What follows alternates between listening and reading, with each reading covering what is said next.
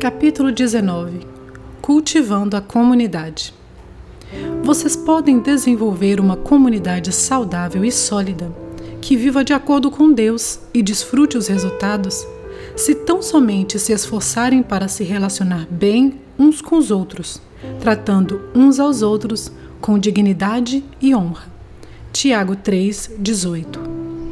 Eles se dedicavam ao ensino dos apóstolos, à vida em comum, a refeição comunitária e as orações. Atos 2:42. Comunidade exige comprometimento. Somente o Espírito Santo pode criar uma verdadeira comunhão entre cristãos, mas ele cultiva isso por meio das escolhas feitas e dos compromissos que temos. Paulo faz referência a essa dupla responsabilidade. Vocês estão unidos na paz por meio do Espírito, portanto, esforcem-se para continuar unidos desse modo. É necessário tanto o poder de Deus quanto o esforço nosso para gerar uma comunidade cristã amorosa. Infelizmente, muitos crescem em famílias com relacionamentos adversos. Por isso carecem das habilidades relacionais necessárias para experimentar a verdadeira comunhão. Eles devem ser ensinados a lidar e a se relacionar com os outros membros da família de Deus. Felizmente, o Novo Testamento é repleto de instruções sobre a vida em comunidade, como afirma o apóstolo Paulo. Escrevo-lhe estas coisas para que vocês saibam como viver na família de Deus. Essa família é a igreja. Se você está cansado de comunhão dissimulada e gostaria de cultivar uma comunidade amorosa e verdadeira em seu grupo, na classe de estudo ou na igreja, será necessário fazer algumas escolhas difíceis e assumir alguns riscos. A vida em comunidade exige sinceridade. Você deve cuidar para que a verdade seja dita em amor, claro, mesmo quando se sentir tentado a ignorar o problema ou evitar o assunto. Embora seja muito mais fácil permanecer em silêncio enquanto os outros à nossa volta prejudicam a si mesmos e aos outros com alguma prática pecaminosa, essa não é uma atitude de amor. São poucos os que podem contar com alguém que os ame o suficiente para dizer-lhes a verdade, mesmo quando ela machuca, então continuam no caminho da autodestruição. Em geral, sabemos o que precisa ser dito a alguém, mas temores nos impedem de fazê-lo. A comunhão é sabotada pelo medo, quando ninguém tem coragem de se manifestar enquanto a vida de um membro desmorona. A Bíblia nos manda falar a verdade em amor, porque não podemos viver em comunidade sem sinceridade. Salomão declara: a resposta sincera é sinal de uma amizade verdadeira. Às vezes, isso significa importar-se o suficiente para repreender aquele que estiver em pecado ou sendo tentado a pecar. Paulo aconselha: irmãos e irmãs, se alguém em seu grupo comete algum erro, vocês que são espirituais deverão procurar essa pessoa e gentilmente ajudá-la a se corrigir. Muitas comunidades e grupos mantêm um relacionamento superficial por recear os conflitos. Toda vez que uma questão delicada vem à tona, ela é imediatamente encoberta, a fim de preservar a falsa sensação de paz. O Senhor Panos Quentes intervém e tenta aplacar os ânimos. O assunto nunca é resolvido e todos vivem com uma frustração encoberta. Todos sabem do problema, mas ninguém fala sobre ele abertamente. Isso cria um ambiente doentio de segredos e fofocas. Paulo é incisivo quanto a esse assunto. Chega de mentiras, chega de fingimento, fale a verdade ao seu próximo. Afinal, no corpo de Cristo, estamos todos ligados uns aos outros. Quando você mente para os outros, acaba mentindo para você mesmo. A verdadeira comunhão, seja no casamento, na amizade ou na igreja, depende da franqueza. Na verdade, o túnel do conflito é a travessia para a intimidade em qualquer relacionamento. Até que os envolvidos se importem o suficiente para enfrentar e solucionar os obstáculos encobertos, jamais ficarão realmente íntimos.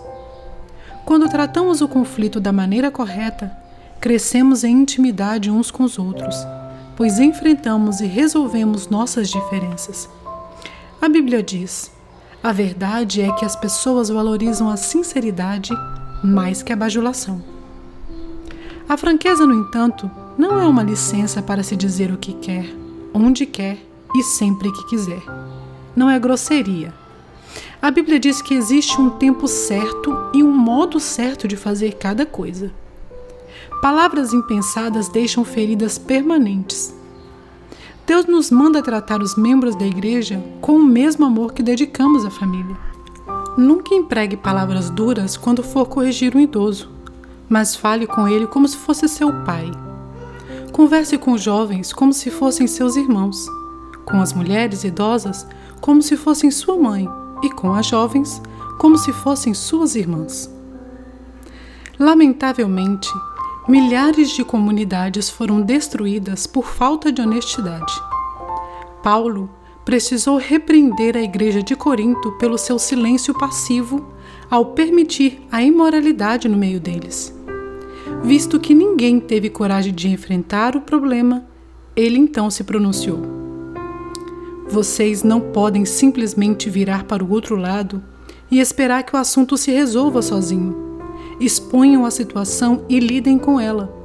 É melhor a desolação e o constrangimento que a condenação. Vocês deixam isso passar como se fosse algo insignificante, mas isso é tudo menos insignificante. Vocês não deveriam agir como se tudo estivesse tranquilo, enquanto um de seus companheiros se mostra promíscuo, desonesto, irreverente para com Deus ou indelicado com os amigos, ou se entrega à bebida, ou se deixa guiar pela ganância. Vocês não podem simplesmente tolerar isso, agindo como se fosse um comportamento aceitável. Não sou responsável pelos atos dos que são de fora, mas não temos nós responsabilidade pelos que pertencem à nossa comunidade de fé? A vida em comunidade exige humildade. A presunção, o convencimento e o orgulho obstinado destroem a comunhão mais rápido que qualquer outra coisa. O orgulho ergue muros entre as pessoas. A humildade ergue pontes. A humildade é um unguento que acalma e suaviza as relações. Por isso a Bíblia diz: sejam todos humildes uns para com os outros. A vestimenta adequada à comunhão é a postura humilde. A continuação do versículo diz: porque Deus se opõe aos orgulhosos, mas concede graça aos humildes. Essa é a outra razão pela qual precisamos ser humildes. O orgulho impede a graça de Deus em nossa vida, da qual precisamos para crescer, ser transformados, curados e ajudar os outros. Recebemos a graça de Deus quando admitimos humildemente que precisamos dela. De acordo com a Bíblia, se nos portamos com arrogância, vivemos em oposição a Deus. Essa é uma maneira tola e perigosa de viver. Você pode desenvolver a humildade de várias maneiras práticas, admitindo suas fraquezas, sendo paciente com as fraquezas dos outros, estando aberto a admoestações e pondo os outros em evidência. Paulo orienta: vivam em harmonia entre vocês. Não se comportem como se fossem superiores a alguém. Antes, alegrem-se na companhia das pessoas comuns. E não pensem que já sabem de tudo. Aos cristãos de Filipos, ele aconselha: humildemente considerem os outros superiores a si mesmos. Cada um cuide, não somente dos seus interesses, mas também dos interesses dos outros. Humildade não é pensar menos de si mesmo, mas pensar menos em si mesmo. Humildade é pensar mais nos outros. Os humildes estão interessados apenas em servir os outros, não pensam em si. A vida em comunidade exige cortesia. Somos corteses quando respeitamos as diferenças, quando temos consideração pelos sentimentos uns dos outros e quando somos pacientes com os que nos irritam. A Bíblia diz: é preciso carregar o fardo de termos consideração para com as dúvidas e temores de outras pessoas. Paulo diz a Tito: o povo de Deus deve ser generoso e cortês. Em toda a igreja e em cada grupo, há pelo menos uma pessoa difícil, e normalmente mais que uma. Essas pessoas podem ter carências emocionais, insegurança profunda, maneirismos irritantes e habilidades sociais escassas. Você pode chamá-las carentes de graça extra. Deus colocou essas pessoas em nosso meio, tanto para benefício delas quanto nosso. Elas são uma oportunidade para crescermos e um teste para a comunhão. Será que conseguiremos amá-las como irmãos e irmãs, tratando-as com dignidade? Em uma família genuína, a aceitação não se baseia em quanto se é esperto, bonito ou talentoso, mas no fato de pertencermos uns aos outros. Defendemos e protegemos a família. Um membro da família pode ser um pouco tolo, mas ainda assim é um de nós. Da mesma forma, a Bíblia diz: sejam dedicados uns aos outros como uma família afetuosa. Aprimorem-se em demonstrar respeito uns para com os outros. A verdade é que todos temos peculiaridades e traços de temperamento irritantes, mas a comunidade não depende de sermos todos compatíveis. O fundamento para termos comunhão é nosso relacionamento com Deus. Somos uma família. Esse elemento essencial para a cortesia é saber de onde as pessoas estão vindo. Descubra o histórico delas. Quando você souber as experiências pelas quais já passaram, certamente será mais compreensível. Em vez de pensar na distância que ainda precisam percorrer, pense no trajeto que já percorreram, apesar da dor que carregam. Outro procedimento que faz parte da cortesia é não subestimar as dúvidas dos outros. O fato de você não temer alguma coisa não torna esse sentimento inválido. A verdadeira comunidade é construída quando as pessoas sabem que é seguro compartilhar medos e dúvidas sem serem julgadas. A vida em comunidade exige sigilo. Somente num ambiente seguro, onde existe acolhimento amável e sigiloso, as pessoas irão se abrir e compartilharão suas maiores mágoas, necessidades e erros. Sigilo não significa ficar em silêncio enquanto nosso irmão peca, mas saber que aquilo que for comentado no grupo ficará restrito ao grupo.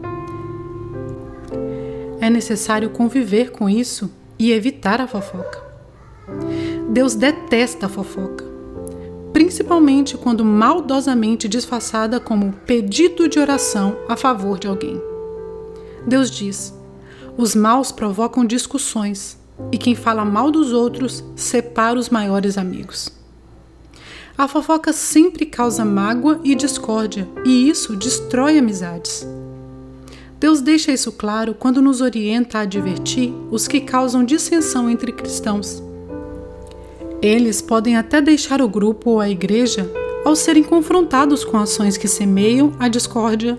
Contudo, a comunhão da igreja é mais importante que qualquer indivíduo. A vida em comunidade exige constância. Você deve manter contato regular com seu grupo, a fim de desenvolver a verdadeira comunhão. Relacionamentos exigem tempo. A Bíblia diz: não abandonemos, como alguns estão fazendo, o costume de assistir às nossas reuniões. Pelo contrário, animemos uns aos outros.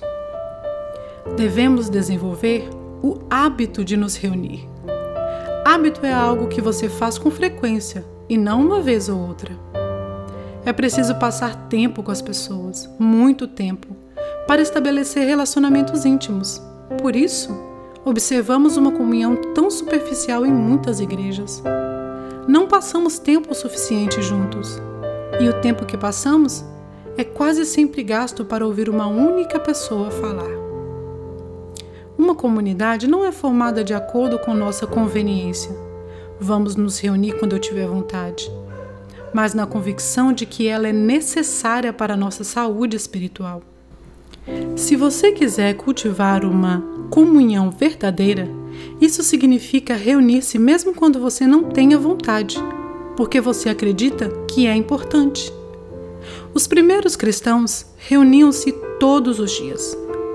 Regularmente, eles adoravam juntos no templo todos os dias. Reuniam-se em grupos pequenos nas casas para comunhão e participavam das refeições com grande alegria e gratidão. Viver em comunhão requer investimento de tempo. Se você é membro de um pequeno grupo ou de uma classe de escola dominical, recomendo que se faça um pacto entre todos, no qual estejam incluídas as 9 características da comunhão bíblica. Compartilharemos nossos verdadeiros sentimentos, autenticidade, incentivaremos uns aos outros, reciprocidade, apoiaremos uns aos outros, compaixão, perdoaremos uns aos outros, misericórdia, falaremos a verdade com amor, sinceridade, admitiremos nossas fraquezas, humildade, respeitaremos nossas diferenças, cortesia, não comentaremos o que for dito em confiança, sigilo, e faremos do grupo uma prioridade, constância. Quando você olha a lista de características, fica evidente o motivo por que comunhão é algo tão raro. Ter comunhão significa desistir do nosso individualismo e independência para nos tornarmos interdependentes.